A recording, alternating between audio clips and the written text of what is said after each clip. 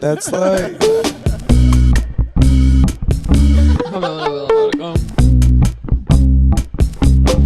No, ეს არის ცხოვრება. Mame.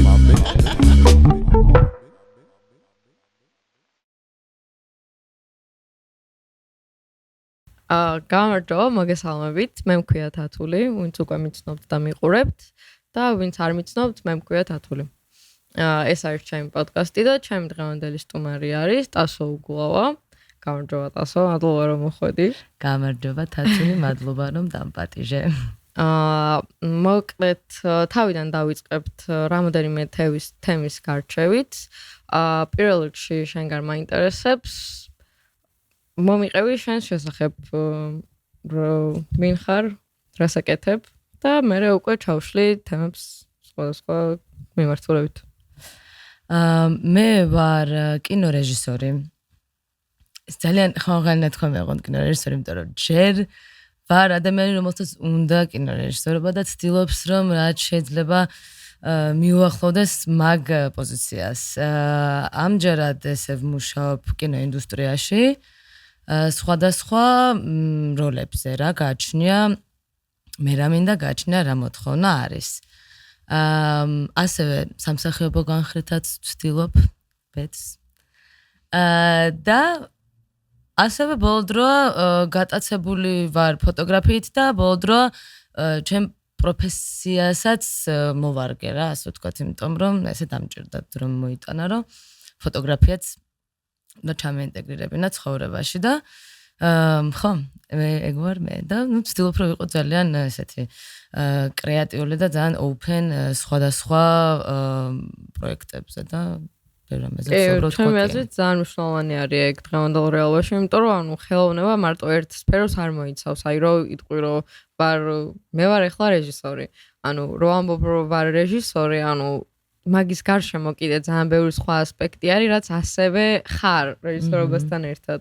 და მაგიტო ეგრეც უნდა იყო ჩემი აზრით განწყობილი, რომ უნდა იყო გახსნილი ყველაფრისთვის, რაც მოვა შენ მხარეს და უნდა რაღაცნაირად გაუმკლავდე იმ რაღაც დაბკოლებებსაც, თუნდაც ანუ რაღაც გარემოდან წამოსულს, თუნდაც შენი თავიდან წამოსულს და რაღაც ანუ ძალიან ისეთი ცოცხალი ორგანიზმი არის ჩემი აზრით და ძალიან მნიშვნელოვანი არის, რომ ყველა ასპექტში შენი თავი ამოიცნო და ნელ-ნელა მიხვიდე რაღაცა სრულყოფილება ალბათ შეიძლება არ არსებობდეს ესე, მაგრამ აი ყველაზე ახლოს მაგასთან რაც შეიძლება რომ სრულყოფილება იყოს. ხო, ზოგადად როგორ რაღაცა მაქვს, რომ აი ვიღაც რა გეთქება, რომ აი პროფესიით რა ხარ რა? აი ძალიან არ ვგიჟდები მაგ კითხვაზე, იმიტომ რომ აი ვინ ხარ მაგალითად და ტასო ვარ რა. და აი შეიძლება ეხლა ამას ვაკეთებდე და შეიძლება 10 წელი გავიდეს და საერთოდ სხვა რაღაცას ვაკეთებდე, მაგრამ ტასო ისე ვიქნები რა. იმედი მაქვს რომ თავს არ დავკარგავ, იქნები სულ ტასო და რაც ვარ ეგ ვარ.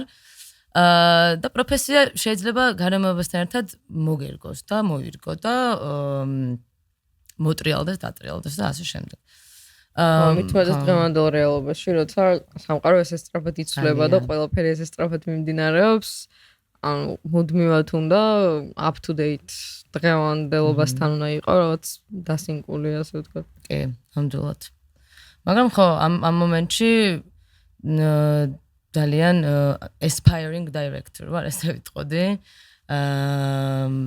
ძალიან ბევრი იდეა მაქვს, ძალიან ბევრი განუხორციელებელი სცენარი, რა თქმა უნდა, როგორც ყველას ვინც ჩემ დღეშია, რასაც დიდი დროც ჭირდება, ფინანსებიც ჭირდება, რაც არ უნდა არ გვინდოდეს რომ ჭირდება რაღაც მაინც.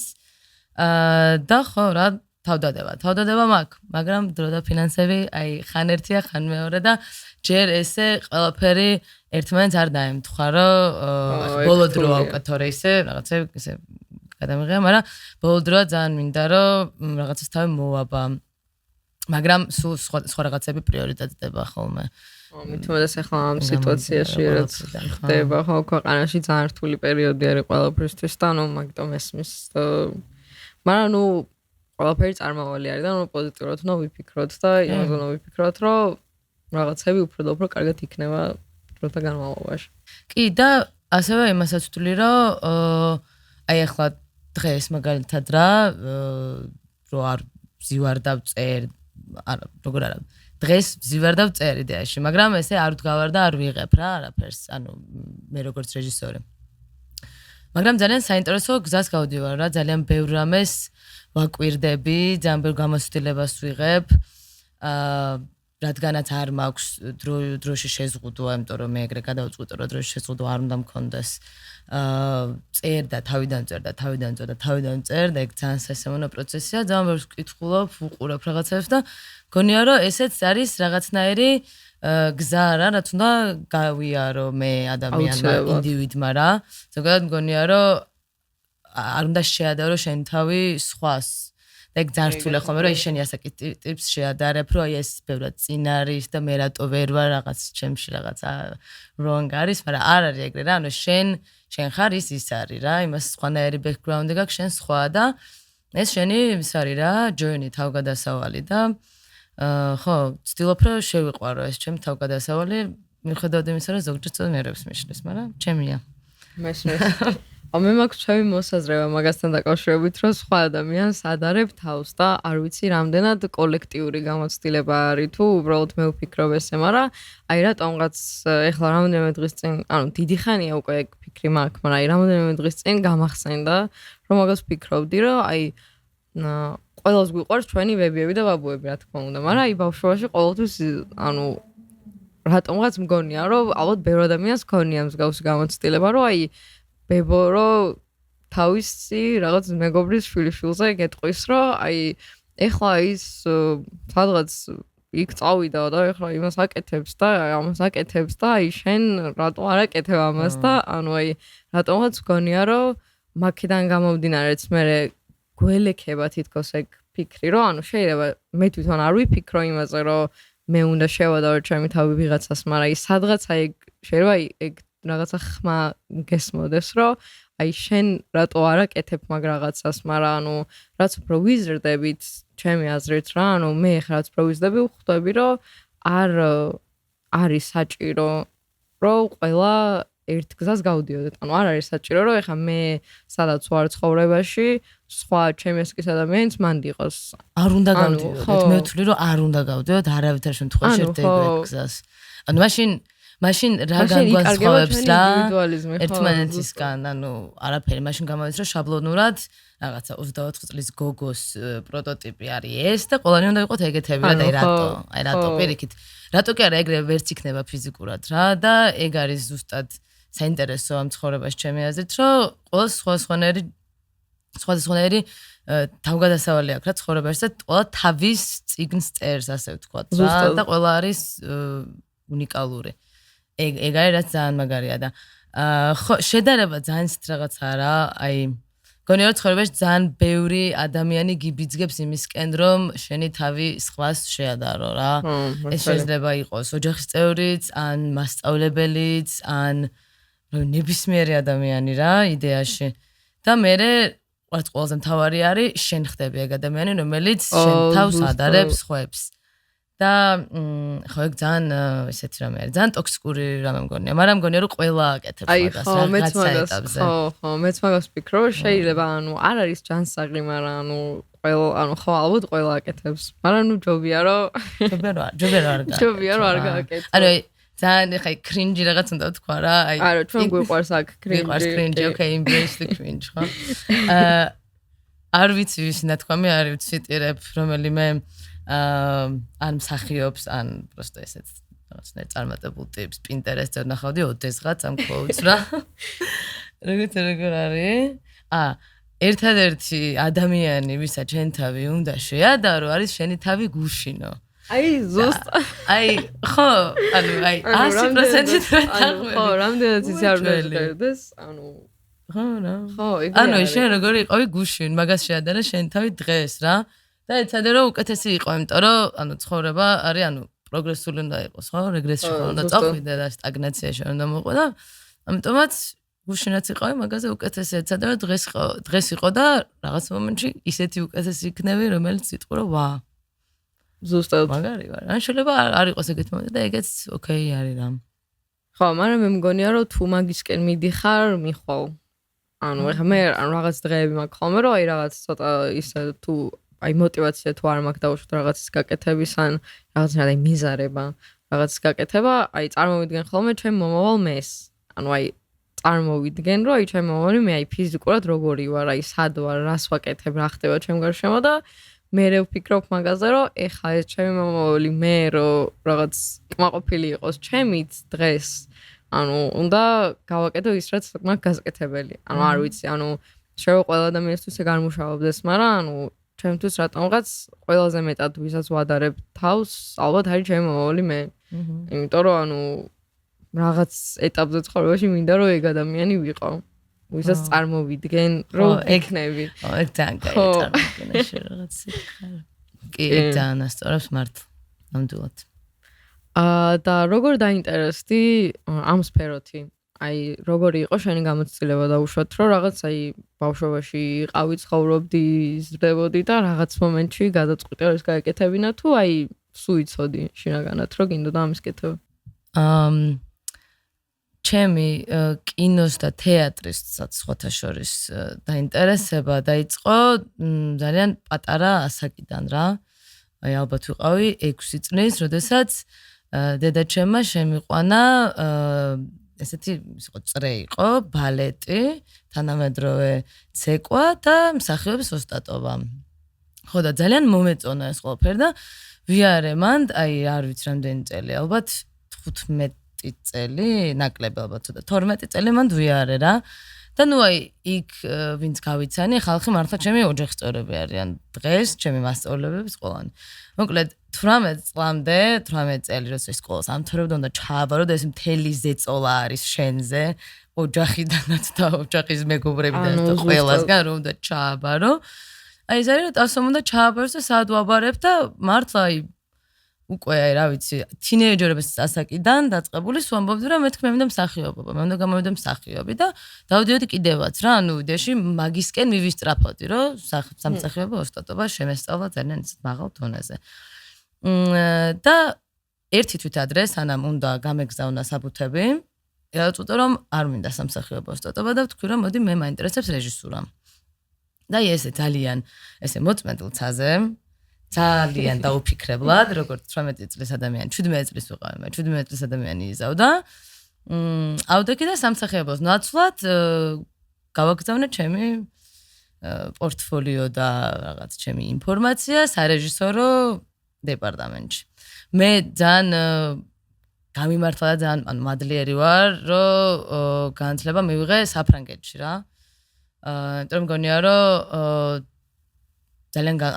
ძალიან დახვეწილი იყო იქ სწავლა და სამწუხაროდ ამ სფეროში, კინოში და თეატრში მგონია რომ საქართველო არ არის იქ სადაც უნდა იყოს, სადაც ეკადრება რომ უნდა იყოს და ამას იმიტომ ვიძახით ამად რომ ძალიან ბევრი მეგობარი მყავს, ვინც არის ან მსახიობი, ან რეჟისორი, ან ოპერატორი და მათგან ვიცი რა რომ ბევრად უფრო დიდი პოტენციალი აქვს საქართველოში ამის სწავლას, ჩვენი ისტორიიდან გამომდინარე, ან კინო და თეატრის ისტორიიდან გამომდინარე, ვიდრე დღეს არის. მოკლედ, საფრანგეთში შევისწავლე კინემატოგრაფია, ჩემი დიპლომი არის კინემატოგრაფის დიპლომი, იმიტომ რომ კამერა და განათება მიზიდავდა ყველაზე მეტად. მაგრამ ხო, მინდა რომ ვიყო რეჟისორი. აი ესეთი აი აბდაობდა ეს, მაგ თავიდან და ეს, მე ჩავაბარე ეს, მე ეხლა მინდა ეს. მაგრამ ხო, დეში ანუ ყველაფერი ძალიან მომწონს ეს რების ჩამოვთვალე, კინემატოგრაფიაც, სამსახიობოც და რეჟისორობაც და მგონია რომ ერთმანეთს დიდად ხელს არუჭებს, მაგრამ რაღაც მომენტში უნდა ჩამოვყალიბდე და ზუსტად რა მინდა რომ უფრო მივაწვე ერთ კონკრეტულ რაღაცას. ხო, მაგრამ ერთმანეთის გამომრიცხავი არა, ანუ ერთი სფერო არის. ანუ ხო, ერთი სფერო არის დაახლოებით და მე ისევ ვფიქრობ, რომ იმისთვის რომ იყო კარგი რეჟისორი, უნდა გესმოდეს ოპერატორის საქმე. აუცილებლად, ზუსტად მაგიტო დავამთავრე უნივერსიტეტი და ბაკალავრი ავიღე კინემატოგრაფიაში და არა რეჟისურაში რა. იმიტომ რომ თვლიდი რომ ეგ განათლება თუ არ მექნებოდა მე შემდეგ ვერ მოვახდენდი სწორ კომუნიკაციას მაგალითად ჩემ ოპერატორთან. და ამიტომაც უნივერსიტეტში სულ ვცდილობდი რომ ყველა დეპარტამენტი გამომეცადა, რომ ვიცოდე ვის რა მოთხოვო, ვისგან რა მოლოდინი მქონდეს. სამსახიობოც აი მაგიტო მომწონს ძალიან როგორც რეჟისორს, რომ როცა სამსახიობო ოსტატობას ანუ ეჭიდები რა რეჟისორი. ემან ხვდები, როცა ეუბნები მსახიობს, რომ იტირე. აი რატო უნდა ვიტირო მსახიობის ტვინში ის არის რატო უნდა ვიტირო აი რა მიზეზია ახლა ვიღაცა მაწყენინა თუ რაღაც ბავშვობაში ძაღლი დამეღუპა და მაგაზე უნდა ვიტირო აი სხვადასხვა ტირილი არის ძალიან ბევრი კითხვა გიჩნდება და როდესაც სამსახიობო ბექგრაუნდიდან მოდიხარ და რეჟისურა გაინტერესებს და ცდილობ რომ გააკეთო რა ბევრად უფრო reasonable არის ყველაფერი რა რასაც მე შენ მსახიობს მოსთხო თან უხსნები როგორ უნდა აუხსნა როგორ უნდა ანუ ერთ ენაზე ლაპარაკობთ თითქოს რა ანუ აი სალაპარაკოინა უნდა მოძებნო შენ ვისთან ერთად მუშაობ მაგ ადამიანებთან და მაგიტო არის ყველაზე მეტად მაგაში გეხმარება ის რომ იცოდე ეგ ხელობა რა თქმა უნდა ხა ვერ იქნები ყოველთვის პროფესორი და არც არის მაგის დრო ცხოვრებაში ყველაფრის იყო მაშინ მართლა მიდევმოდება გამოდის მაგრამ აზრზე რო იყო ესე რომ ხმარო ესე აზრზე რო იყო როგორ არის განათება, როგორ არის კამერა, ხმა, რაც ყველაზე underrated არის კინოსფეროში და მართლა ჩემი აზრით მთლიან ატმოსფეროს ambience ხმა ქმნის და shout out ჩემი ხმის ოპერატორებს, იმიტომ რომ ყველაზე მაგრები არიან და ყველაზე underrated არიან მართლა. და ძალიან დიდი მედი მაქვს რომ რაღაც მომენტში დადგება დრო რომ ხმა იქნება უფრო ნაკლებად underrated. მე მგონი მოდის მაგის იდრო უკანელო. ანუ მეც შევამჩნიე ანუ ყოველთვის ხო აი უფრო მეტად ვიყავი ორიენტირებული გამოსახულებაზე, ანუ ვიზუალურ მხარეზე და ანუ რაც უფრო დრო გადის, მაგას ხვდები რომ ეხლა თუნდაც ჩემი წინა ეპიზოდები ვისაც აქვს ნახე, ანუ ყველა შევამჩნევდა რომ ხმა ბევრად უფრო თითქოს რაღაცნაირად ბოლო ფლანგზე არის გადასული და ეხლა ამ ახალი ეპიზოდებიდან რაღაც უფრო მეტი ყურადღება მივაქცია მაგ ყველაფერს და შეამჩნევდით ალბათ რომ ჩემ წინა ეპიზოდს ბევრად უფრო გაცილებით კარგი ხმა ქონდა ვიდრე სხვა დანარჩენებს და საბას ძალიან დიდი მადლობა მაგისთვის რომ მეხმარება და დაუღალავად შრომობს რომ გამისულთავს ხმა და ამ ეპიზოდზეც ხო და ანუ შემდეგ ეპიზოდებზეც უფრო მეტ ყურადღებას მივაქცევ და ანუ მაგის ხმის აზრს უფრო მეტად მივხვდი მეც რაც უფრო დრო გადის იმიტომ რომ მართლა ძალიან მნიშვნელოვანი არის და ანუ ასევე ფერები ანუ სინემატოგრაფიაში რაღაცნაირად ეხლა ცოტა ხანია რაც გავანალიზე იგეც რომ ფერებიც რამდენად მნიშვნელოვანი არის კი ან ფერებს მართლა თავისი ენა აქვს რა ფერებს როცა სწავლობ ერთად სწავლობ სინემატოგრაფის და არტ მხარეს რა set design ესე დაუძახოთ რა და იმან სწავლობ მე მაგალითად ასო პერსონაჟს რომ აი აქ მქონდეს წითელი დიდი ბუშტი რა დატვირთვა შეიძლება რომ ქონოდეს ან რომ მქონდეს მწვანე დიდი ბუშტი აი ფერს აქვს ძალიან დიდი მნიშვნელობა რა ემოცია გინდა რომ აღძრა ადამიანში რა ფერის კორექციასაც რა თქმა უნდა და თვითონ ფერს კადრში აი როგორც ნივთის ფერს ან საწმელის ფერს ან რავი ნებისმიერ რაღაცის ფერს მართლა ძალიან დიდი მნიშვნელობა აქვს და შეიძლება ძალიან დაეხმაროს სიუჟეტს ან შეიძლება გააფუჭოს სიუჟეტი არასწორი ფერების შეხამებამ რა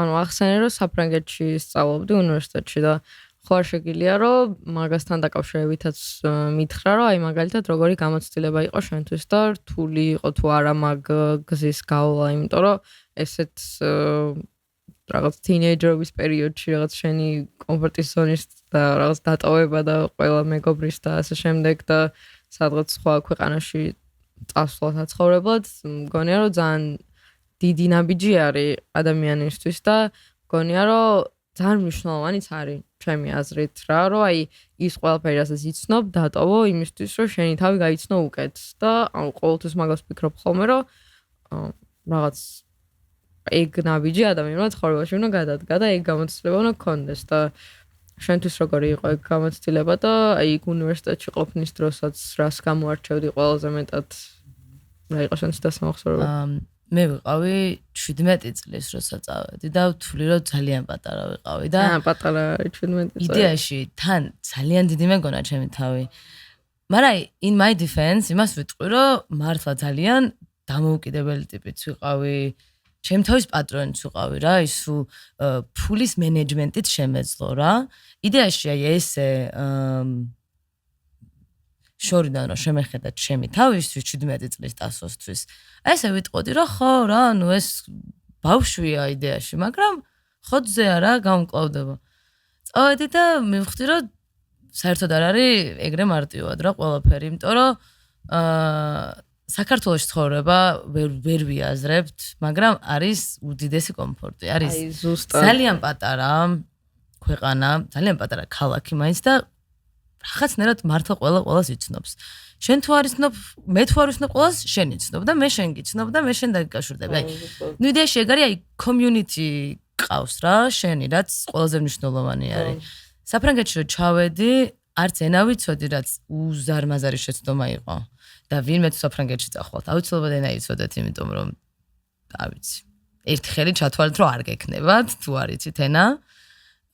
იმიტომ რომ ბოლომდე ვერ იღებ experience იქ ცხოვრების და ვერ ხდები community-ის წევრი რა. შეიძლება გახდე, შეიძლება იპოვო გაგიმართლოს და ინგლისურენოვანი ხალხი ეს community-ის წევრი გახდე. მაგრამ ეგეც ისეთი რამე არა, საფრანგეთში ხარ, ფრანგული რო იცი, უფრო ბოლომდე deep down core-ში შედიხარ რა, რაც ძალიან მაგარია და ეგ არის მგონია ყველაზე კაი გამოცდილება, რაც შეიძლება რომ ადამიანმა მიიღო. და მოკლედ ენა რო არ ვიცოდი, მაგრამ ძალიან იმას მეკნა რა, ძალიან ბარიერები შექმნა რა. მაგრამ ნუ უნივერსიტეტი დაიწყო მე ძალიან ბევრი ადამიანი გავიცანი, ძალიან კარგი ხალხი, მაგრამ სწავლა რო დაიწყო, ბოლომდე ვერ ხვდებოდი რა მინდოდა, რისთვის ვიყავი. რაც მე დროსთან ერთად გაუმჯობეს და პირველი წლის დასასრულს უკვე ძალიან მომწონდა იქ ყოფნა და შემიყვარდა ყველა და ყველაფერიც, თონ ქალაქიც, ქუჩებიც. მაგრამ პირველი წელი იყო ძალიან რთული. და იდეაში ყველას ვურჩევ ხოლმე, რომ თუ შესაძლებლობა აქვს სკოლას რო დაამთავრებს, ეგრევე არ ეცეს უნივერსიტეტში, არ გაიქცეს. თუ მეტეს, როდესაც აპირებს ქვეყნიდან წასვლა სხვა ქვეყანაში. საქართველოში მაინც ეს არის, მაინც იგივე გარემოცვაში რჩები, იგივე ქუჩებს გაივლი, იგივე ავტობუსში ახვალ, რომ მიხვიდე უნივერსიტეტამდე და ასე შემდეგ, იგივე ბარში წახვალ და იგივე კაფეში შეჭამ რა. ამიტომაც თითქოს არ არის ეგეთი დიდი ცვლილება სკოლიდან უნივერსიტეტამდე. მაგრამ, როდესაც მიდიხარ საზღვარგარეთ უნივერსიტეტში, აი უცებ საერთოდ სხვა პლანეტაზე იჩითები რა და საერთოდ სიმართლე რომ თქვა, ვერც ხვდები რა საჭიროა 12 წელი სკოლაში რო ივლი, კვირაში 5 დღე დილის 9-დან 4-მდე თუ 3-მდე თუ ზოგი საერთოდ 5-მდე ატარებ სკოლაში და მე ეგრევე აბარებ უნივერსიტეტში და ეგრევე უნდა იცოდე რა გინდა, აი ხო, ვინ გადაწყვიტა, რომ 17-18 წლის ბავშვებმა უნდა იცოდნენ ზუსტად რა უნდათ რო აკეთონ. აი, არ ვიცით. და იდეაში პრობლემა არ არის, მაგრამ მე society ისე გიხატავს, რომ ცოტა პრობლემაა. და ეგ ძალიან დიდი დისკომფორტია რა. ამიტომაც მე ყველას ვურჩევ, რომ სკოლას რო დაამთავრებ, ერთ წელი დაისვენე რა. ხო, ზუსტად. თუ შეგიძლია, რა თქმა უნდა, ვიღაცაც აი მაგალითად ბიჭებს ჯარში ეხებიან და ეგ ცოტა რთულია, იმან და არ ვიცი, მაგრამ მე როგორც გოგოს, აი გოგოებს უფრო ვურჩევდი რა, რომ არ წახვიდეთ ეგრევე უნივერსიტეტში. ერთ წელი დაისვენეთ, თქონთ არ ვამბობ, რომ ესე პროსტა ფეხს გადაი დაისვენე.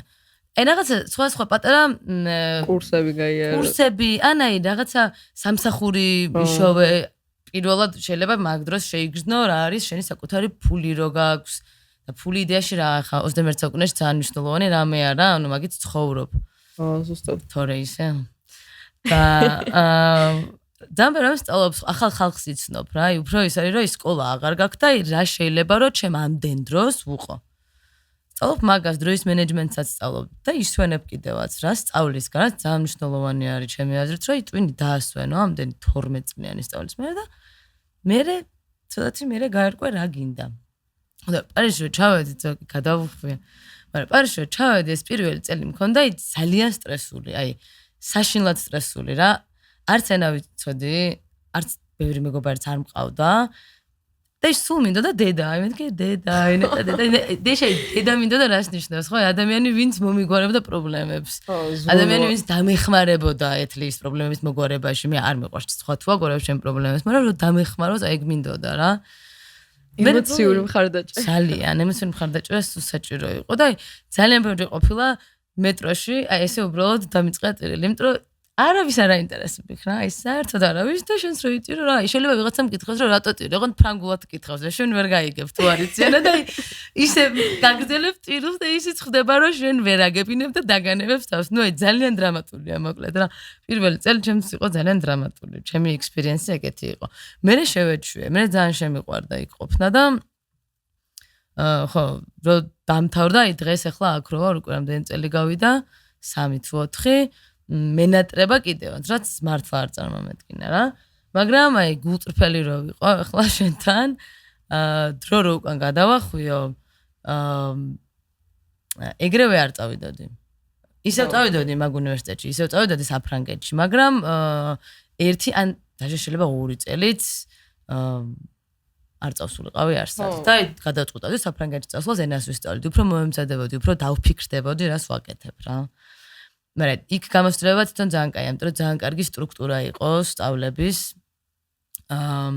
ძალიან hands-on, ესე ქვია, პრაქტიკული კლასები იყო, ანუ სწავლობ ყველაფერს და იქ არ არის ის, რომ შენადგანაც გოგო ხარ, მოდი არათრიო მძიმე განათება. არა, ამ კლასში მოხვედი, ათრიო მძიმე განათება. და ეგ იყო ჩემთვის ძალიან სასიამოვნო რა, იმიტომ რომ იდეაში ალბათ პირველად ვიგრძენი ეგრე თავი რომ რაღაც მძიმეს მივათრევდი და ვიღაც არ მეუნებოდა რომ მოდი გამოგართმევ. არა, მე თვითონ იდეაში ყველგან რა. საფრანგეთშიც უბრალოდ ამ კლასში არავინ არ გეუბნებოდა, იმიტომ რომ ყველას თავის სათრევი ქონდა და ყველაფერი მძიმე იყო და ყველას თავის გასაჭირი ქონდა და ხო, ეგ ძალიან მომწონდა, რომ ერთი სრული დღე იყო ხოლმე ესეც ძალიან პრაქტიკული. რომ სტუდიაში ვაწყობდით განათებას, სეტს, კოსტიუმს, ვისაც რა აინტერესებდა რა, მაგას აკეთებდა. თუ ჭკვიანურად იuliდი, ყველაფერს გააკეთებდი, რომ ყველაფერი გწოდნოდა. ასევე გქონდა ძალიან საინტერესო ვორქშოპები. აი, მსახიობებთან მუშაობას გვასწავლიდნენ და ბევრ სხვადასხვა skills გამოგვამუშავებინებდნენ რა იდეაში. და ყველაზე მაგარი რაც იყო, რომ ზაფხულში 3 თვის მანძილზე შერჩეულ სცენარებზე ვმუშაობდით და ვიღებდით ფილმებს. აი ესე. პროფესიონალურად მართლა საქართველოში ხავ აქ რამდენი წელია ვმუშაობ. ძალიან ბევრჯერ დაჟე უნდა ვთქვა, რომ ძალიან ბევრჯერ ჩემი უნივერსიტეტის გადაღება უფრო დახვეწილი ყოფილა, ვიდრე აქ გადაღება რა. იმიტომ რომ იქ მართლა ძალიან მაღალი დონის იყო ყველაფერი. დამოკიდებულებაც, აპარატურა აქაც კაი გვაქვს. დამოკიდებულებას ვიტყოდი რა და მიდგომა. იმიტომ რომ იდეაში ხარ სტუდენტი რო ხარ, ანუ გინდა ძალიან რაღაც გააკეთო და მაგით ვაკეთებ და ამიტომაც ძალიან inspiring იყო ეგ თლიანი პროცესი რა. სულ ამბობ ხოლმე რომ რაღაც ტექნიკური ხარვეზი იყო და ანუ არ იყო ტექნიკური ხარვეზი, უბრალოდ ანუ ეს კამერა ისე არის მოწყობილი, რომ 9 საათის შემდეგ თავისი თითი შევა და ეხლაც ეს მოხდა და ისევ დაგიბრუნდით. მეც ეგრე მოვიქეცი ხო, ანუ ფსიქოლოგია ვისწავლე, არ დამიმთავრებია, იმიტომ რომ ნუ შუაგზაში მივხვდი, რომ არ იყო ის სფერო, რაშიც ჩემ თავს ხედავდი და აი როგორ ვახსენე ჩემი მომავალი მე, რაღაცნაირად ვერ წარმოვიდგენდი ჩემ მომავალ მეს, რომ ზის სკამში და უსმენს ადამიანს, რომელიც უზიარებს თავის მენტალურ პრობლემებს და მე ესე ვზივარ და რაღაცნაირად თავს ვიკავებ და ანუ არ მეუბნები, ანუ მოკეთ ძალიან ფრთხილი რაღაც არის ადამიანის ტვინი და ძალიან დიდი ცოდნა ჭირდება იმას, რომ მაგ რაღაცას ხელი მოკიდო. იმიტომ რომ თავდაჯერებულობაც, აი შენი თავის როგორ უნდა გჯეროდეს, რომ სხვა ადამიანის მენტალურ ჯანმრთელობას შეეხო და იქ ხელები აფათურო. ხო, ზუსტად. ძალიან მართლა respect, mad respect. ხო, ანუ ძალიან მნიშვნელოვანი არის ეგ ყველაფერი, რომ მართლა გესმის, იმიტომ რომ შენი ერთი გადახვეულად ნათქვამი სიტყვა შეიძლება ძალიან დიდი ზეგავლენა მოახდინოს შენ პაციენტზე და ძალიან საპასუხისმგებლო საქმე არის და ხა იმას არ ვამბობ, პასუხისმგებლო შეგრძნება არ გამოჩნია, მაგრამ ანუ ჩემი თავი მაგ სფეროში ვერ დავინახე და რაღაც ანუ გაცვლით პროგრამით წავედი ბუდაპეშტში და იქ რო ვიყავი, აი ანუ რო ლაპარაკობდი ახლა რომ რაღაც აი ემოციური მხარდაჭერა გჭირდება დედა მინდოდა. ანუ ძალიან მესმის რასაც ამბობდა, რასაც ნიშნავს ეგ ყველაფერი და 17 წლისთან ძალიან პატარა არ ხმე ვიყავი 19-ის უკვე 20-ის ხდებოდი და მაგ დროსაც კი დღე და ჩემი ახლა დღემდე ახლა ცოტა ხნის წინაც მითხრა რომ რა პატარა იყავი რომ წახვედი როგორ წახვედი ანუ აი ცოტა ის მომენტი აქვს რომ და ჩემიც იაზრებს უკვე იმიტომ რომ ეხა რომ მართლა შედარებით გავიზარდე და მიყურებს და მხედავს რომ თუნდაც როგორ ქცევა შეიცვალა ჩემი რაღაცების მიმართ დამოკიდებულება რაღაცა უფრო მეტად დისციპლინის მხრივ რაღაც აი უფრო მეტად რომ გავიზარდე ანუ ეხა უკვე შედარებას აკეთებს და ანუ მაგისთვისაც რაღაც ხდება და ხედავს რომ მართლა პატარა ვიყავი მაგ დროს და ანუ ხო იქიდან გამომდინარე რომ რაღაც სკოლის მერე არ ამიღია ეგ გეფი მერე ავიღე ანუ რომ დავბრუნდი საქართველოში მერე ავიღე 2 წელი რომ მეთქი აი ცოტახანი დავმშვიდდე ჩემთან ერთად გავატარო დრო რაღაცები გავაკეთო რაღაც კურსები გავიარო ჩამოყალიბდე უფრო მეტად რის გაკეთება მინდა და მართლა ეგრე მოხდა რომ ჩემთანაც რომ მივეცი დრო ეხა უკვე მართლა იმ ეტაპზე ვარ რომ ისევ მინდა სწავლა და ისევ მინდა რაღაცების გაკეთება და უფრო მეტად რაღაცნაირად კაფიო გახდა თითქოს ეს გზა რა რასაც მივყვება. იდეაში ბევრად არჯობია სწავლა მაშინ, როდესაც გინდა, იმიტომ რომ მაშინ რეალურად სწავლობ. როდესაც არ გინდა სწავლა, ან არ ხარ მაგ მოუდში, ანუ ჩააბარებ, შეიძლება დაამთავრო დიპლომიც აიღო, მაგრამ ესე ფურცლის გამო თუ აკეთებ მაგას კი ბატონო, მაგრამ ცოდნის გამო თუ აკეთებ, თვლი რომ არც გემახსოვრება. არა, იმიტომ რომ აი შენთვის ასოცირდება ეგ პერიოდი, აი ცუდ პერიოდთან და აი ცუდად ხარ მაგ პერიოდში და ის კი არ გახსოვს რაც ისწავლე, გახსოვს ის რომ შენ იყავი ცუდად. და ამიტომაც მე ვთვლი რომ ზოგადად აი ყოველთვის ჯობია, რომ რაღაც გააკეთო მაშინ, როდესაც გინდა რომ ეგ რაღაც გააკეთო რა, იმიტომ რომ სხვანაირად არ გერგება და სხვანაირად ტყვილა აკეთებ რა, ან რაღაცის გამო აკეთებ, რაც ძალიან ხშირად სამწუხაროდ არის ხოლმე დიპლომის გამო. იმიტომ რომ მაინც აი წინა თაობას და იმის წინას კიდე უფრო ძალიან დიდ მნიშვნელობას ანიჭებენ რა, მოკლედ ამ ფურცელს და ძალიან ბევრი ადამიანი არის ჩემი მეგობრებიც, ვისაც თქვათ არ აქვს დიპლომი, არ აქვს უნივერსიტეტი დამთავრებული, მაგრამ ძალიან მაგარ რაღაცებს აკეთებენ. ხო, ზუსტად. და ბევრად წინ არიან ზოგი ადამიანზე, ვისაც უბრალოდ ეს ფურცელი აქვს. ანუ ჩემთვის არ არის ეგ რაღაც განსაზღვრელი რა. ხო, რა თქმა უნდა, გეთანხმები 100%-ით, რომ არ განსაზღვრავს არანაირ ჩვენ კომპეტენტურობას დიპლომი გიჭირავს თუ არა ხელში. გააჩნია სფეროსაც, რა ხარ? ქიმი რო ხარ, ქირურგი რო ხარ, გთხოვ გქონდეს დიპლომი. რა თქმა უნდა. გთხოვ იყავი ადამიანი, ვინც ისწავლა მართლა რეალურად რაღაც, მაგრამ როდესაც უფრო აი კრეატიულ იმაზე ვლაპარაკობთ რა, შემოქმედებით სფეროზე როცა ვსაუბრობთ, ანუ არ არსებობს აქ წესები რა, იდეაში.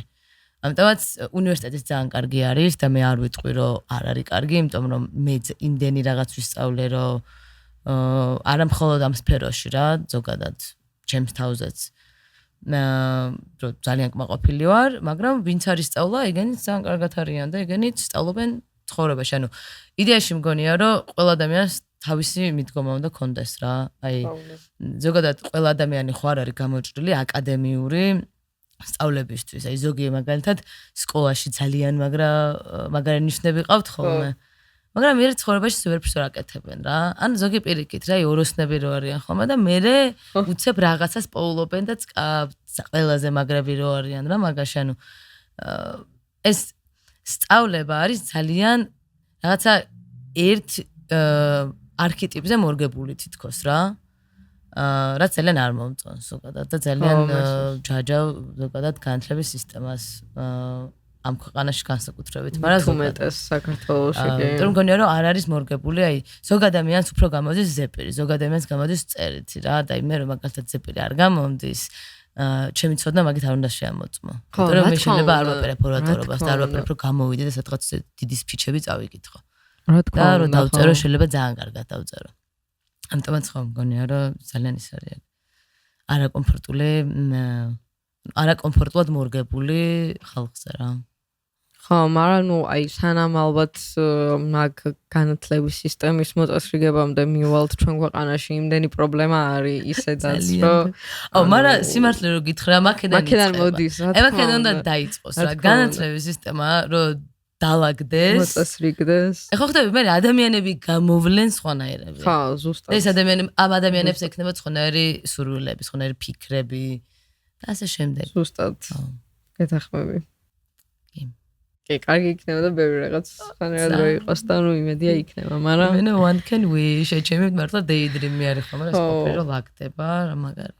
ხო, ნუ რა თქმა უნდა, ეგ ყველა ჩემი აზრით ყველა საღად მოაზროვნე ადამიანს ეგ გვინდა რომ რაღაც მოწესრიგებულ და ჩამოყალიბებულ ქვეყანაში ვცხოვრობდეთ, იმიტომ რომ მარტო ჩვენ თავებზე არ არის ჩემი აზრით რა, ანუ არ არის, იმისთვის არ მინდა რომ კარგ ქვეყანაში ვიცხოვრო, რომ მე ვიყო კარგად, იმიტომ მინდა რომ კარგი ქვეყანა იყოს ის ქვეყანა, სადაც მე ვცხოვრობ, რომ რავი მამყავს, დამყავს, ძმისშვილები მყავს, ანუ მინდა რომ შემდეგი თაობა, ჩემი ძმისშვილები და მაგათი თაობა გაიზრდებიან, უბრალოდ ცხოვრობდნენ უკეთეს რეალობაში, ვიდრე ვცხოვრობდი მე და ის რაღაც დაბრკოლებები და ის თუნდაც რაღაც ნერვებმოშლილი მასწავლებელი, რომელსაც იმდენად დაბალი აქვს ანაზღაურება, რომ არ უღირს შენთან არანაირად რაღაც gentle parenting-ს რასაც ეძახიან რა, რომ ანუ არ უღირს არანაირად რომ gentle იყოს შენთან რა, რომ რაღაც აგიხსნას და გაგევნას, იმიტომ რომ იმას კიდე თავისი ძალკე პრობლემები აქვს და იმას კიდე თავისი ძალკე საფიქრალი აქვს და პლუს რაღაც ანუ საშუალოზე დაბალი არის მაგის ანაზღაურება, ანუ არ მინდა რომ ეგეთი გამოცდილებები გქონდეთ, მაგათ როცა გაიზრდებიან სკოლაში შევლენ და ანუ ჩემი აზრით ყველა ადამიანი მაგაზე რო ვფიქრობდეთ და რაღაც ყველასთვის мотивация ეგ რო იყოს, ალბათ რაღაცები სხვანაირად იქნებოდა, მაგრამ ნუ თავარი პრობლემა მაინც ერთ-ერთი მთავარი პრობლემა არის მაინც ადამიანებში და ჩემი აზრით ხო ალბათ აი განათლების სისტემის შეცვლაც მაგ ყველაფერს შეცვლიდა. კარგი. და რა განსხვავება შეგემჩნევია დაუშვეს თუ გიმუშავია მაგალითად უცხოურ კომპანიასთან თუნდაც საქართველოში? ხო. ან აი რამე ისეთი ხوار გახსენდება რომელიც აი რამე ისეთი რომ მომხდარიყო გადაღებაზე ან თუნდაც აი როგორ მიმდინარეობს შენი განმასახედიდან გადაღების სტრუქტურა და აი როგორ ხდება production-ის მოფიქრება და მე post production და ასე შემდეგ. შეგიძლია რომ გითხრა. საქართველოში ბევრ უცხოურ პროექტზე მიმუშავია. იმიტომ რომ აქ ძალიან ხშირად ჩამოდიან რა production-ები, იმიტომ რომ უფრო ნაკლები თანხა ჭდება. ხო, ეს კი. და მოდი ვთქვათ, არა მხოლოდ თუ ლოკაციის გადაღება არის, ლამაზი ლოკაციებიც გვაქვს. მაგრამ ხო, უმეტესად ეგ არის, რომ აქ ფერად უფრო იაფი უჯდებათ. გაცილებით უფრო იაფი. რავი, აი საქართველოში უცხოელებთან მუშაობა მე ძალიან ისეთი კომფორტული გამოცდილება მაქვს სულ. ჩამოდიან და ну, ხშირად აქვს ხოლმე რაღაცა მოლოდინები, რაც ზოგჯერ უმართლდებათ, ზოგჯერ არ უმართლდებათ რა. ვიტყოდი, რომ ანუ ეს სფერო ძალიან დახვეწილია რა, ეხლა საქართველოში აი ყველა მხრივ მართლა ძალიან პროფესიონალი ხალხის მუშაობს. ძალიან ისეთები არიან, აი რა quality-ებიც ჭირდება ადამიანს, რომ შეძე იმუშაოს რა, პუნქტუალური უნდა იყო, პასუხისმგებლიანი უნდა იყო, შენ საქმის პროფესიონალი უნდა იყო, რა თქმა უნდა, სასიამოვნო ადამიანი უნდა იყო რა, ეგეც აუცილებლად უნდა ვთქვა, იმიტომ რომ არავის არ უნდა გადასაღებ მოედანზე 12 საათი მუშაობა ისეთ ადამიანთან, ვინც უზრდელია ან რაღაცნაირად უსიამოვნოა სხვების მიმართ. სულ წუწუნებს და ხო და მაგაში ვიტყოდი, რომ საკმაოდ კარგები ვართ ქართველები, იმიტომ რომ დარწმუნებული ვარ ახლა იქნება შემთხვევები, მაგრამ მე რა პროექტებზეც მიმუშავია ან მსმენია უცხოელების, სულ ძალიან კმაყოფილები არიან და სულ ისევ და ისევ ჩამოდიან და ნუ ალბათ მიზეზი არის რატომაც ჩამოდიან რა, არა მხოლოდ ის რომ უფრო იაფი არის. რაღაცა relationship-ებს ქმნიან. და ისეთ relationship-ებს, რომლებიც მე ანუ მეგობრობაშიც იზრდება ხოლმე და ძალიან ბევრი ქართველი კინოინდუსტრიაში მყოფი ადამიანი მეგობრობს ძალიან ბევრ უცხოელ კინოინდუსტრიაში მყოფ ადამიანთან, იმიტომ რომ კარგი relationship-ს ასე ვთქვათ ალაგებენ რა ერთმანეთში. ხო, არ ვიცი, მანდ უპასუხე ახლა შეკითხვა, უპასუხე? კი, უპასუხე. ორ გაფიქრდა სადღაც. და აი გადაღების დროს როგორ ხდება ხოლმე აი რაღაც შენ როგორი გამოცდილება გქონია დაუშვათ რომ აი რაღაც სეტზე მუშაობის დროს რა აი რას აქცევ ხოლმე უფრო მეტად ყურადღებას და რა არის ხო აი შენს მნიშვნელოვანი აი როგორც ახსენე რომ აი რაღაც ეს quality-ები ადამიანში მნიშვნელოვანი აი დაუშვათ სხვა ასპექტები რა არის შენი აზრით ისეთი რაც უნდა იყოს მოწესრიგებული და ასევე მთავარი თემა რომ მოგწერე გითხარი რომ ქალების როლი კინემატოგრაფიაში და ამასთან დაკავშირებითაც რომ შენი აზრი გამიზიარო. ხო.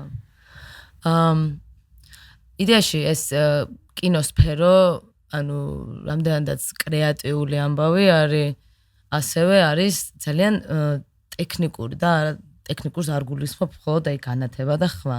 იდეაში არის რაღაც წესები, რასაც უნდა მიყვე. და თუ არ მიყვევი, უბრალოდ რაღაცები არ გამოდის რა. მაგალითად, რომ დროზე უნდა დაიწყო და მაგალითად, რომ ყველაფერი უნდა იყოს საათისავე აწყობილი და ვიღაც უფრო ვიღაცაზე ადრე უნდა დაიბარო, რომ ჯერ ის მოწესრიგდეს, მერე ეს მოწესრიგდეს. ანუ იდეაში გადასაღებ მოედანზე ყველა ადამიანის როლი არის ძალიან მნიშვნელოვანი რა. მაგიტო არის ჩემი აზრით ძალიან კომპლექსური ეს სფერო. რომ ესე ვერ იტყვი, რომ აი ოპერატორი არის ყველაზე მნიშვნელოვანი. ოკეი, მაგრამ ოპერატორს თუ არ ყავს განათებელი, განათებს. ან თუ არ დგას მსახიობი. ან ხმა უნდა ჩავწეროთ და პირველი ასისტენტი, რომელიც იდეაში ხერხემალია ყველაფრის, მაგრამ მე ადამიანები ვართ გვშივდება, ხო და გვაჭამოს უნდა. აი, ყველა ადამიანი არის ძალიან მნიშვნელოვანი გადასაღებ მოედანზე რა. და ჩემთვის ეგ არის ერთ-ერთი აი ყველაზე ლამაზი ნაწილი ამ ყველაფრის და ყველაზე კომპლექსურიც რომ ყველა ადამიანი matters რა აი შენ ვინც არ უნდა იყო გადასაღებ მოედანზე ხარ საჭირო და მე ვიტყოდი რომ ძალიან მნიშვნელოვანი როლი უჭირავს პირველ ასისტენტს მაგალითად გამოვარჩევდი first aid-ის და პროდიუსერს იმიტომ რომ ეგ ორი ადამიანი არიან უბრალოდ რომლებიც დანარჩენ ყველა crew members უნდა შეუქმნა რაღაც პირობები. თავის დაგეგმვით და განხორციელებით რა. მე აი რომ კითხე რა ყურადღებას რას ვაქცევ განსაკუთრებით ძალიან გააჩნია რას ვაკეთებ გადასაღებ მოედანზე. ძალიან ხშირად ფილმის გადაღება თუ არის ხოლმე ვაკეთებ continuity script supervisor რა ეგეთი პოზიცია გადასაღებ მოედანზე. რომელიც არის ადამიანი, რომელიც ასე ვთქვათ, განაგებ სცენარს, ანუ სცენარი დაწერილი, რამდენად სწორად ითარგმნება კადრებში.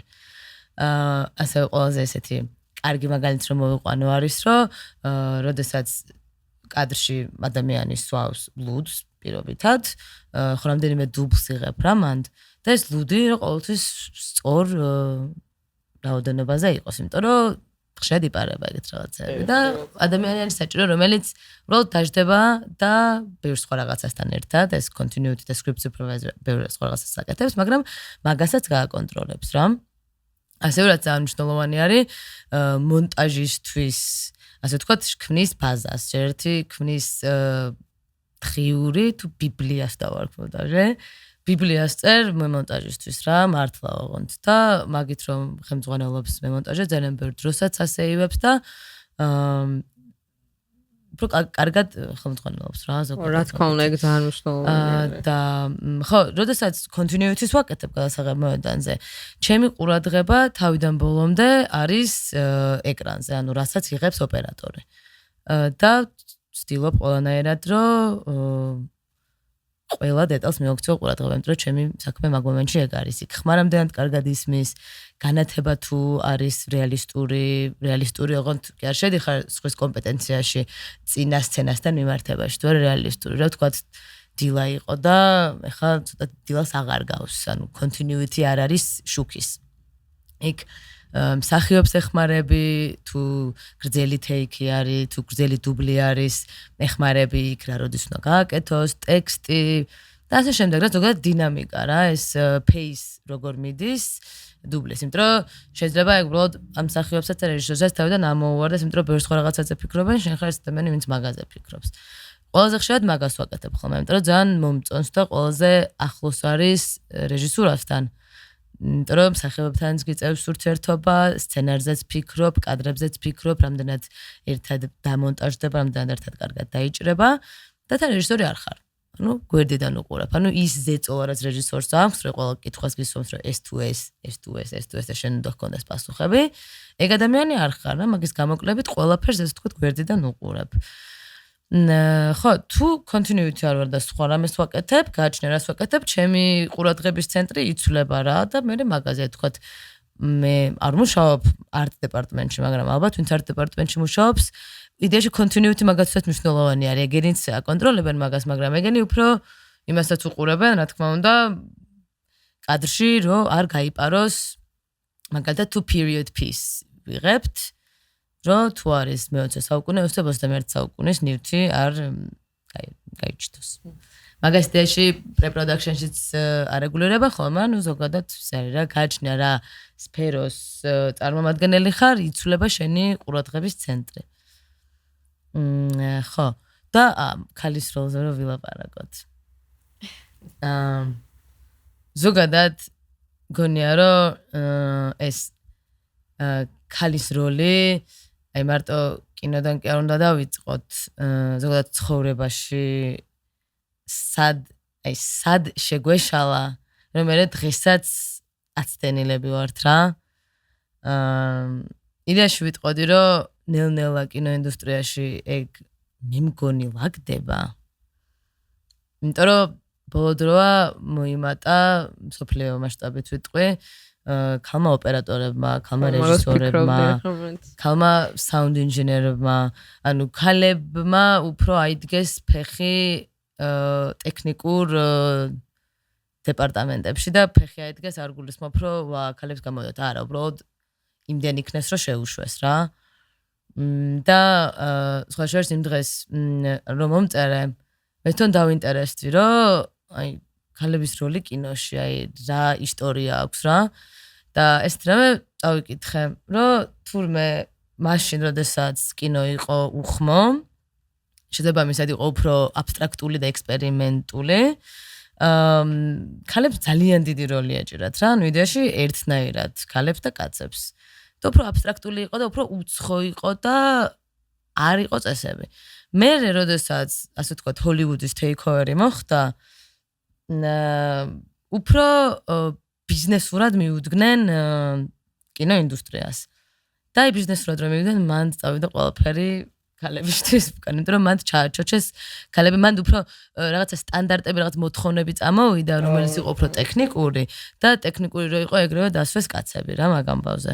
და ბიზნესის კუთხითაც უფრო კაცები ჭარბობდნენ და ქალები გადაიყვანეს მერე უფრო ისეთ საქმეებზე, ჩააჩოჩეს ისეთ საქმეებზე, რომლებიც აი ძალიან ცუდი რამე უნდა თქვა, მაგრამ უბრალოდ ყველასთვის it will make sense, რომ აი უფრო ქალური საქმე არის რა. ანუ ნაკლებად ათრევ რაღაცას, ნაკლებად გაქვს ცოდნა, განათება როგორ აწყო ისე, რომ დრამატული იყოს, ან პირიქით ძალიან soft და ნაზი იყოს რა. და რო არ მოგიწიოს 20 კილოიანი კამერის ხელშეკერა მთელი. მაგრამ ანუ იდეაში აი ცეგერ რაღაც არის, ახლა ჩემ თავთან უნდა მოვიდე რა წინააღმდეგობაში, მაგრამ მაინც უნდა ვთქვა, არ შემიძლია რომ არ ვთქვა. ანუ ფაქტი არის, რომ კაცის ფიზიონომია არის უფრო მეტი კუნთით. ანუ build ხარ, უფრო კაცი არის, კაც უფრო მეტი კუნთი აქვს მის ხელში და უფრო მეტი ძალა აქვს რა, ანუ ესე ზოგადად რა ვიღოთ. მე დარწმუნებული ვარ, რომ ძალიან ბევრი კაცი და ძლიერი ვარ ფიზიკურად, იმიტომ რომ უბრალოდ ამ სფეროში ვარ და ვათრევ ბევრ რაღაცას და ვაკეთებ და ასევე ვარჯიშობ. მაგრამ ზოგადად რა ესე რა აიღო რა. ეგ არის ფაქტი, ანუ ბიოლოგიური ამბავი არის რა, ანუ მაგას ვერ შეეწინააღმდეგები. უბრალოდ. მაგრამ ეგ არ ნიშნავს იმას, რომ ქალს არ შეუძლია რაღაც გააკეთოს. ქალი რაღაცისთვის იმუშავებს, მასაც შეუძლია რაღაც გააკეთოს რა. ანუ რატო არიან მაშინ ქალი გამნათებლები? იმიტომ არა რომ ქალები არიან და მოდით ბალანსი დავიცვათ. არა, იმიტომ რომ გამოვსდით. რო არ გამოვსდიოდეთ იქ, იდეაში რეჟისორს ბოდიში და ფეხებზეც კიდია, ქალია გამართებული თუ კაცი, გააკეთოს საქმე. და ანუ ეგრას ნიშნავს, ქალი გამნათებლები რო ყავს დღეს თან ძალიან კარგები რა, ცოტა, მაგრამ მართლა ძალიან მაგრები. იმიტომ არიან რომ გამოვსდით რას საკეთებენ. და არა იმიტომ რომ მოდი ქალი უნდა დავსვათ ამ პოზიციაზე რა. თუ გამოვსდით, ანუ რა ნიშნავს? ანუ სულ გამოვსდიოდათ, უბრალოდ არ ეძლებოდათ საშუალება, რომ რაღაცები გააკეთებინათ.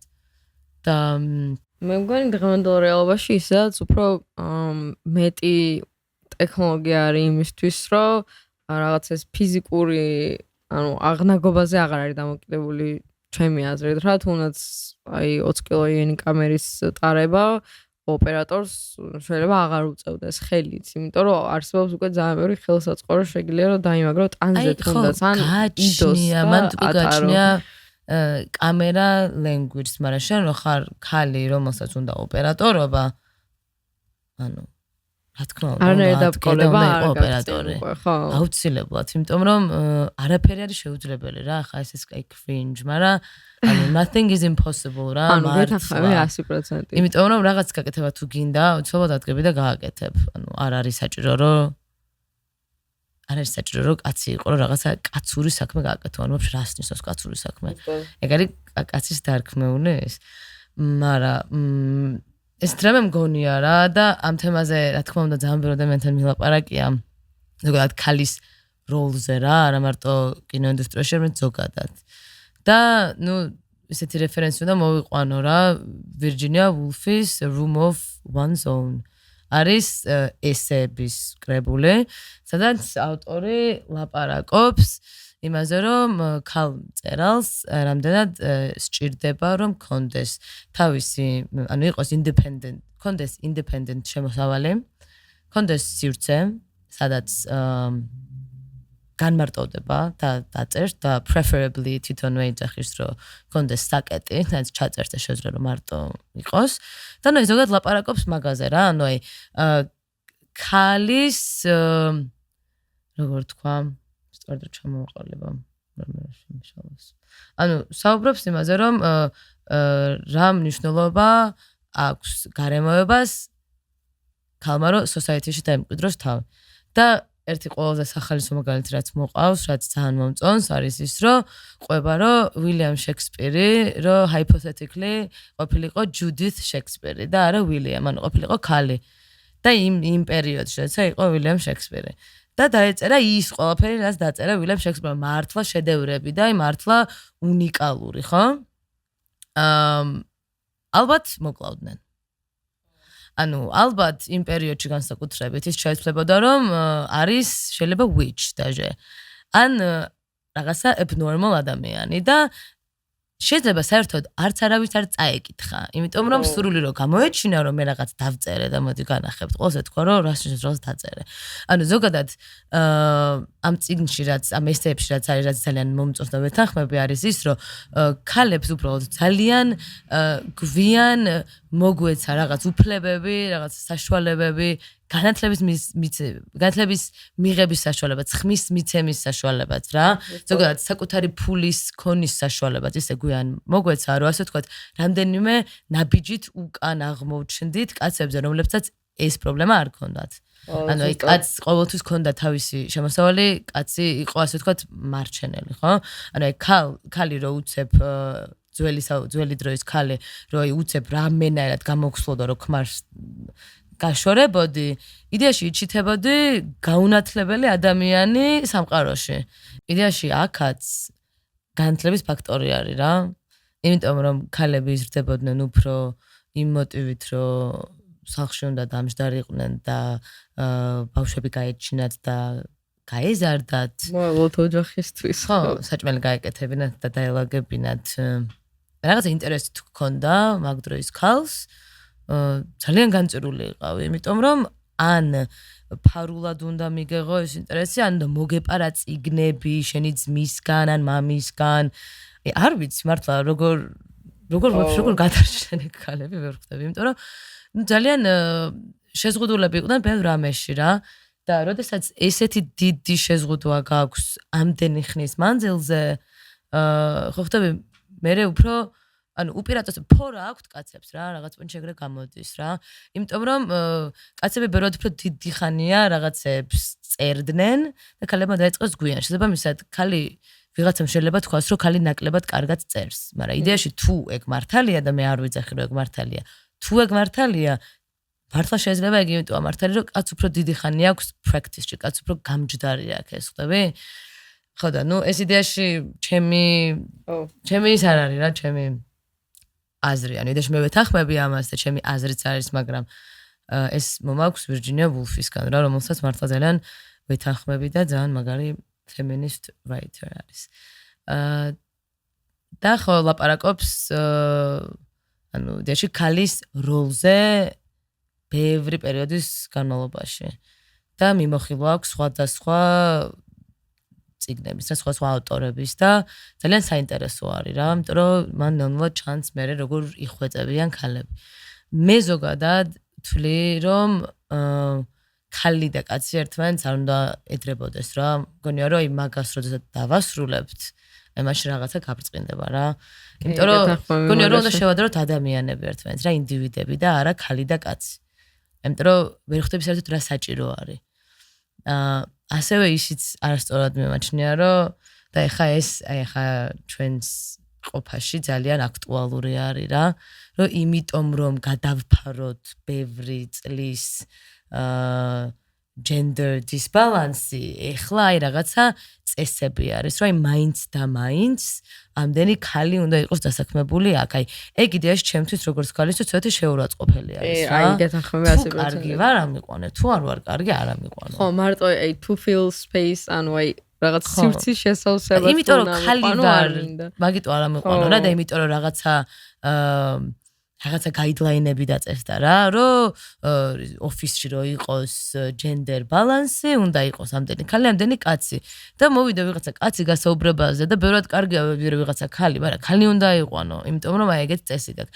მაგრამ აი როგორ რაღაც არის, ეგ წესიც რატო მოვიდა რა, იმიტომ რომ იყო ძალიან დიდი დისბალანსი და მოყვა ძალიან დიდი ალბათ ქალების მხრიდან უკმაყოფილება რა, რომ რატო არ შეიძლება რომ ჩვენც მუშაობდეთ, იმიტომ რომ დარწმუნებული ვარ, ეგრეც არის, რომ ადრე იმიტომ კი არ აიყვანდნენ ქალებს, რომ ქალი იყო, იმიტომ რომ პროსტა შანსს არ მიძლევდნენ რა, პროსტა შანსი არ არის, რომ ქალი ტექნიკური ფიზიკის განყოფილებაში არავინ არ აიყვანდა რა, იმიტომ რომ რას ნიშნავს. მაგრამ რამდენი ისტორიასაც რამდენი ქალი ფიზიკოსი ახსოვს რა, რომლებიც ძალიან ხშირად behind the curtains მუშაობდნენ რა. რატო მუშაობდა, რატო წერდა ძალიან ბევრი ქალი ავტორი ფსევდონიმის ქვეშ. იმიტომ რომ ქალის სახელით შეიძლება publishers არ გამოექვეყნებინა და მე ვიღაცას არ წაეკითხა რა. ანუ ეგეთ რაღაცები რადგანაც ისტორიულად მოგხვდებს ქალებს, შესაბამისად ეს წინ გვხდება. და პროსტა არ ვიცი რამდენად სწორად აკეთებს society ამის dealings რა, რომ წესს აკეთებს რომ მაინც და მაინც რომ 50 ქალი 50 კაცი იქნებ 70 არის ქალი უკეთესი და 30 კაცი. ან იქნებ პირიქით 70 კაცი ჯობია და 30 ქალი. ანუ it's okay რა. ანუ მგონია რომ უფრო ისე უნდა შევხედოთ რა მაგ თემას ზოგადად რა, ჯენდერის ამბავს, რომ რაც უფრო ნაკლებს ვიფიქრებთ ჯენდერის განსხვავებაზე, მით უფრო დაბალანსდება. ხო, ზუსტად. ხო. არ მომწონს ზოგადად ეგ რა, რომ ჯენდერით განსავსღროთ ადამიანის შესაძლებლობები რა. კი, გეთანხმები 100%-ით და მეც მაგას ვფიქრობ, რომ ჯობია, რომ უბრალოდ ხო, ანუ ეგრე ყურადღება არ მიექცეს და ხო, არც უნდა შეადარო ერთმანეთს, იმიტომ რომ ბევრი რაღაც ისეთი არის თუნდაც ბიოლოგიური განსხვავება და ანუ რაღაც კაცებს და ქალებს შორის, რომ ანუ არც არის ერთმანეთის შესაძლებელი ხო, ანუ აი რაღაცა სხვადასხვა ძალიან სხვადასხვა, ყველა აი როგორც ადამიანები და ინდივიდები განსხვავდებით, ანუ არანაირი მნიშვნელობა არ აქვს რა ხო, ანუ არ უნდა იყოს მაგხელა ყურადღება მიქცეული მაგ ყველაფერზე რა, ანუ რაღაც ანუ მგონია რომ უფრო ტოქსიკური მithumetes დღევანდელ რეალობაში ხო, ანუ აღარ არის საჭირო რა. მართლა არა. ანუ 21 საუკუნე არის, მართლა და უკვე, რავი, ანუ იქამდე მივდივართ, რომ ანუ ძალიან იცვლება ძალიან ბევრი რაღაც და თუნდაც რა ვიხე ტექნოლოგიების განვითარებასაც რო დავაკვირდეთ და აი მედიცინასაც და ყველაფერს, ანუ სამყარო ისე იცვლება, რომ ჩემი აზრით ცოტა უკვე სისულელე არის, ანუ საერთოდ გენდერზე და ანუ კაცებზე და ქალებზე ლაპარაკი რა, როცა მართლა ამდენი რაღაც ხდება და მაგრამ და ჩავაკვეხო რა ეს გამახსენდა ამაზე არ მილაპარაკია საერთოდ რა რომ რატო აქვთ მაინც ქალებს იმის შეგრძნება რომ ნაკლებად დაფასებულები არიან იმიტომ რომ ძალიან ბევრ ადგილას მაინც ქალს ნაკლები ანაზღაურება შეიძლება ქონდეს ვიდრე კაცს მე სადაც მუშაობ ეგრე არასდროს არ ყოფილა და მე ძალიან ლაკი ადამიანი ვარ და პრივილეგირებულიც რა მაგის გამოზე ბევრი სხვა რაღაცის გამოც მაგრამ ქალებს ეგ პრობლემა ქალები ეჯახებიან რა მაგ პრობლემას მაგიტომაც არის ჯერ მაინც კიდევ რომ ლაპარაკობთ რა უფრო ჯენდერზე იმიტომ რომ არასწორად ვთვლი რომ არასწორად ვცდილობთ ამის დაბალანსებას რა ეჯობია იმის დავიწყოთ რომ პოზიციიდან გამომდინარე გქონდეს ხელფასი და არა ჯენდერიდან. და სკილიდან გამომდინარე გიყვანდნენ სამსახურში და არა ჯენდერის რა. აი ეგეთი ბალანსით რო დავიწყოთ, მგონია რომ ბევრად უფრო სწორი მიმართულება იქნებოდა. და აი კიდე იცი რაზე ვგიჟდები?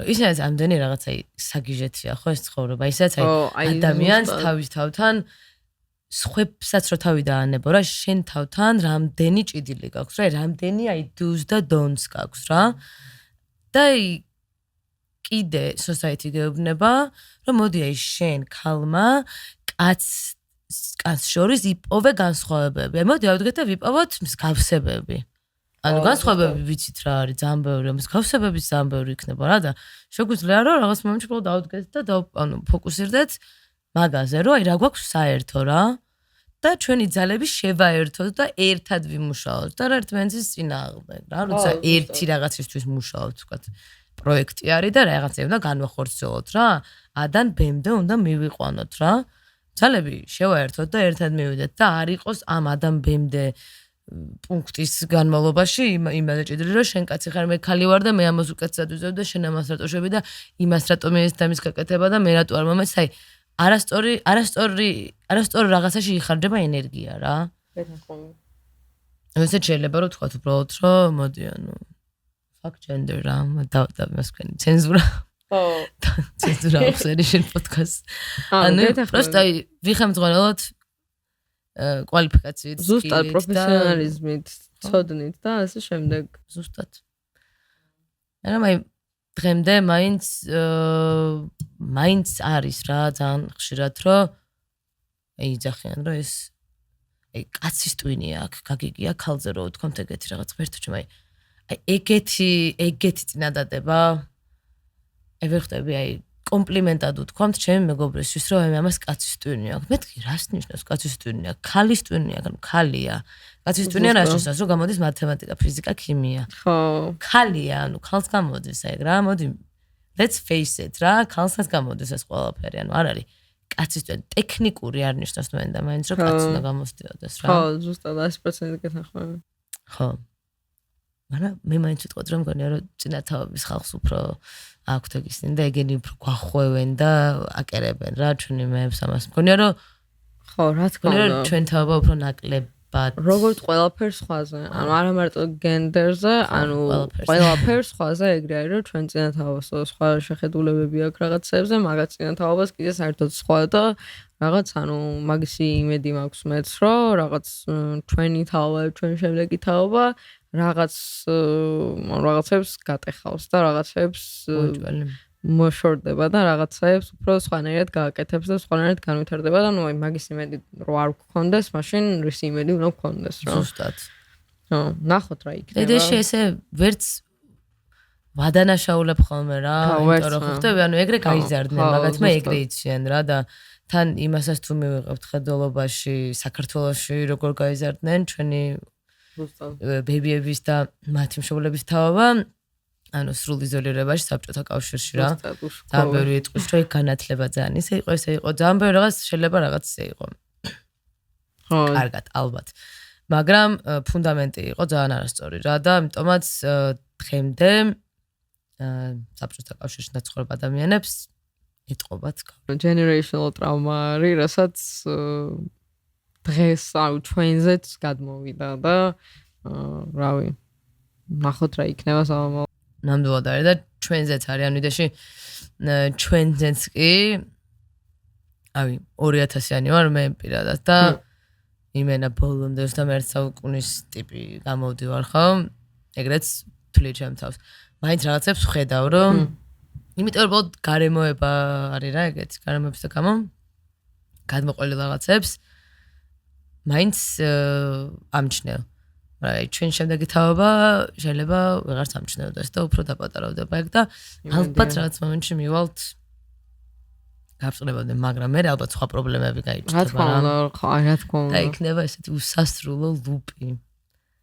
მაგრამ ანუ მაინც რაც არ უნდა, ანუ უნდა ვიფიქროთ მომავალზეც, მაგრამ იმადაც უნდა ვიფიქროთ, რომ ჩვენ ერთხელ ცხოვრობთ ამ სამყაროში, ერთი ცხოვრება გვაქვს და მაქსიმალურად გამოვიყენოთ ჩვენი დროამდე და მიწაზე და ძალიან ბევრი უნდა დავაექსპლოროთ, ძალიან ბევრი უნდა ვისწავლოთ, ვიმოგზაუროთ, ვნახოთ, გავიცნოთ აღარი ადამიანები, ვნახოთ სხვა სფეროები და რაღაც მომენტში ყველა მივიდეთ იმ რაღაც ერთთან რამოდენიმე რაღაც კონკრეტულ რაღაცაზე, ისი გაკეთებაც გვესიამოვნება და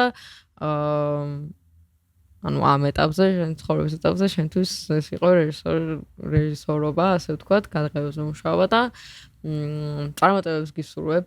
მადლობა. სამომავლოდ ყველა შენ პროექტებზე და პირად პროექტებზეც და სამსახურეობის მხრივაც და ძალიან დიდი მადლობა კიდევ ერთხელ რომ იყავი ჩემი სტუმარი. მადლობა შენ, ძალიან გავერთე. და წარმატებები ყველას თქვენს და მადლობა ვინც გვიყურებდით. კარგად. კარგად.